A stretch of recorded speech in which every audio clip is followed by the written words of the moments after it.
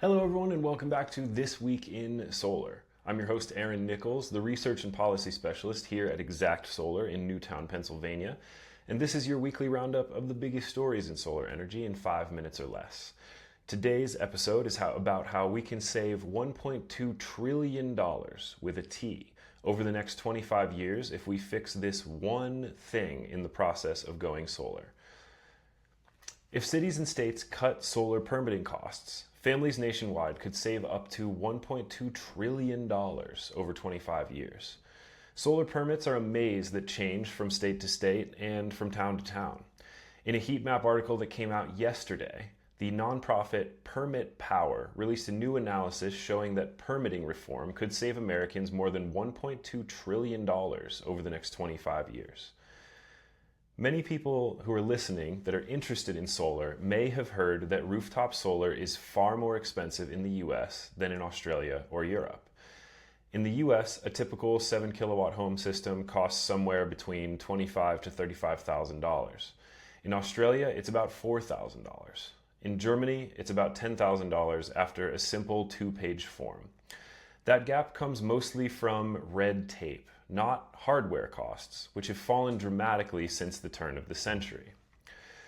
Reform would also open the door for many more families. With faster, simpler rules lowering prices, 18 million more households could go solar, which would mean 198.1 gigawatts of cleaner power for American homes and businesses.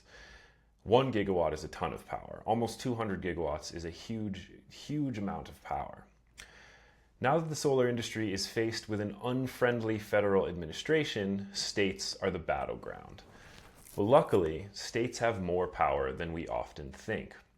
At the American Solar Energy Society conference this summer, one of the speakers mentioned that 70% of the locked-in carbon reduction we've seen since the turn of the century has come as a direct result of state and local action.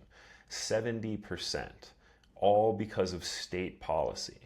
Federal policy is not as important as we think when it comes to deploying solar and storage. State and local elections are much easier to influence than national ones.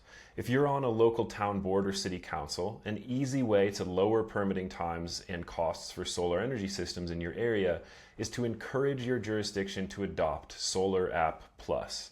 Solar App Plus is an online permit tool that helps cities approve home solar and batteries faster. It was funded by the U.S. Department of Energy. It was first managed by NREL, which is the National Renewable Energy Lab, and it is now run by the Solar App Foundation. It was built with building officials, inspectors, standards groups, and installers. It checks standard plans against code and flags issues right away. It cuts paperwork and delays, lowers these soft costs, which are just permitting costs due to unnecessary bureaucracy, and it helps families get solar at a lower price. We may not have power over what's going on in DC, but we absolutely have influence over what's happening in our backyards. If we fix the rules for going solar, solar gets cheaper, more people put it on their homes, and we all save money as a result. If you're interested in a future with more solar energy, one of the most impactful things you can do is help cut red tape for solar installations in your area by talking to state or local legislators. And an American solar shingle manufacturer has gone out of business. Solar shingles cover a gap in the market for high-income homeowners who really care about aesthetics. Solar shingles entered the market with a lot of fanfare, but selling them hasn't proven easy. Suntegra, a U.S. maker of solar shingles, is closing its doors after more than a decade due to tariffs, rule changes, and no easy access to investment cash.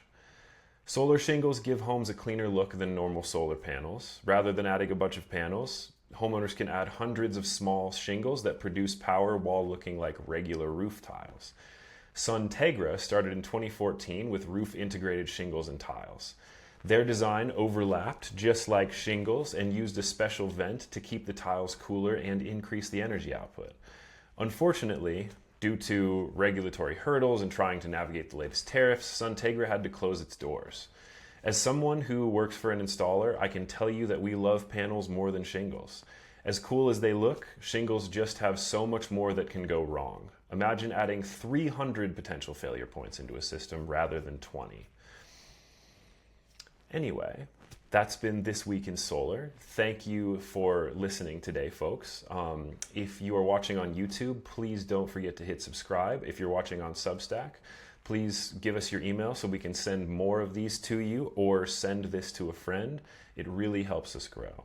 All of the sources for everything I mentioned today are in the bottom of today's email. And that's been This Week in Solar.